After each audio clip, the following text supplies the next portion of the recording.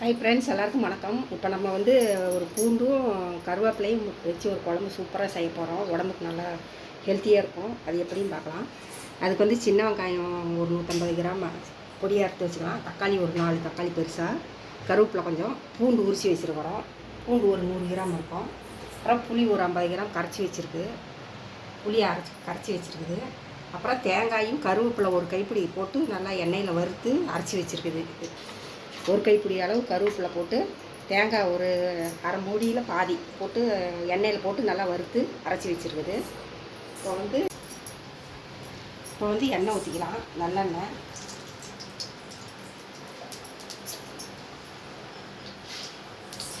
இந்த குழம்பு நல்லா உடம்புக்கு பூண்டு போய் சாப்பிட்டா நல்லது. வெந்தயமெல்லாம் போட்டு செய்யறதுனால நல்லது. எண்ணெய் காஞ்சது கடுகு போட்டுக்கலாம்.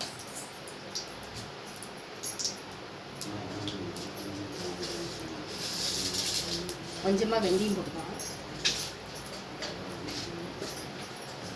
சீரகம் கொஞ்சம் போட்டுக்கலாம்.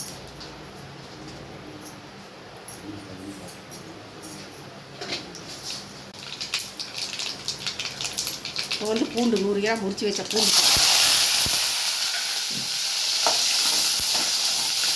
இந்த குழம்பு நல்லா டேஸ்ட்டாக இருக்கும். போட்டு கருவேப்பிலை போட்டுக்கலாம். பூண்டு கொஞ்சம் வதனதுக்கப்புறம் வெங்காயம் போட்டுக்கலாம். பூண்டு கொஞ்சம் செவந்த வட்டி வெங்காயம் போட்டுக்கலாம். இப்போ பாருங்கள், பூண்டு செவந்துடுச்சு. வெங்காயம் போட்டுக்கலாம். சின்ன வெங்காயம்.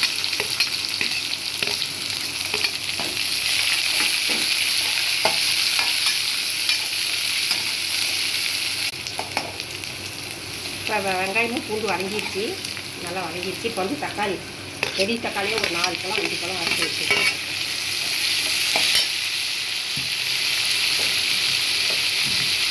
உப்பு கொஞ்சம் போட்டுக்கோங்க.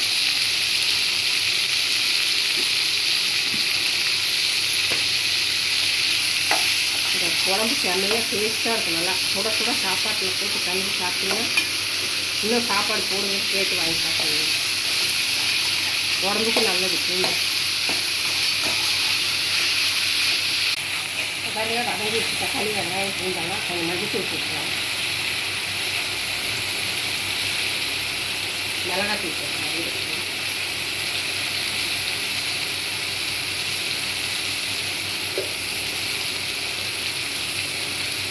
மல்லித்தூள் போட்டோம். மல்லித்தூள் ஒரு 3 ஸ்பூன் போட்டோம்.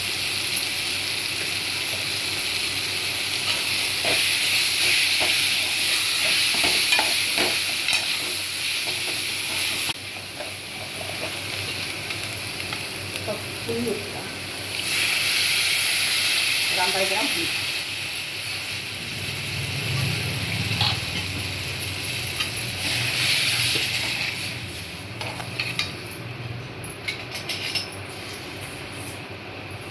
இப்போ வெந்தய பொடி ஒரு 1/2 ஸ்பூன் போட்டுக்கலாம். ஒரு கொதிச்சு வந்தோடனே தேங்காயும் கருவேப்பிலையும் அரைச்சி வச்சுருக்கிறேன் ஊற்றினா பூண்டு குழம்பு தயாராகும். இப்போ குழம்பு அவ்வளோ டேஸ்ட்டாக இருக்கும். செஞ்சு பாருங்க, எப்படி இருக்குது. நல்லா இருக்கும், நல்லா டேஸ்ட்டாக இருக்கும். கெட்டு போகாது. 2 3 நாள் கெட்டு போகும், நல்லா கெட்டு போகாது. கொதி வரைக்கும் தேங்காயும் வறுத்த கருவேப்பிலையும் அரைச்சி வச்சுருந்துச்சு. இப்போ பாருங்கள், நல்லா வந்து எண்ணெய் பிரிஞ்சு மேலே வந்துடுச்சு. நல்லா குழம்பு வந்து புளியெல்லாம் நல்லா வெந்து நல்லா இதாகிடுச்சு. இப்போ வந்து தேங்காயும் அந்த கருவேப்பிலை எண்ணெயில் வறுத்து வச்சுருக்காங்க, இதில் ஊற்றிக்கலாம். கருவேப்பிலை மிச்சருக்கெல்லாம் வறுக்கிற மாதிரி எண்ணெயில் போட்டு பொரித்து வறுத்து இதில் போட்டிங்கன்னா அரைச்சி சூப்பராக இருக்கும். டேஸ்ட்டு நல்லாயிருக்கும். கருவேப்பிலை உடம்புக்கும் நல்லது. தனியாக போட்டோம்னா சாப்பிட மாட்டோம். இந்த மாதிரி அரைச்சி ஊற்றிட்டோம்னா நல்லா சாப்பிடுவோம். வாசம் கம்மன்னு வரும்.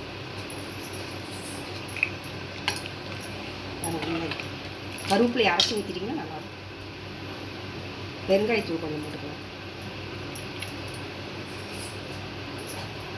கொதிச்சுன்னா பூண்டு குழம்பு தயார். கருவேப்பிலை பூண்டு குழம்பு இந்த மாதிரி செஞ்சு பாருங்கள், நல்லா சூப்பராக இருக்கும்.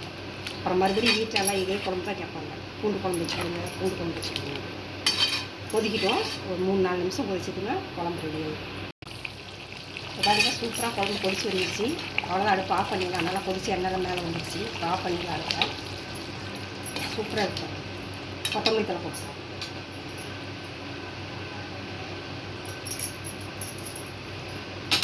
இந்த மாதிரி நீங்களும் எப்படி எப்படி செஞ்சு பாருங்கள். செஞ்சு பார்த்துட்டு லைக் பண்ணுங்கள், சப்ஸ்கிரைப் பண்ணுங்கள். சூப்பராக இருக்கும் குழம்பு. வச்சு செஞ்சு பாருங்கள். வாங்க சாப்பிட்லாம். பாய்.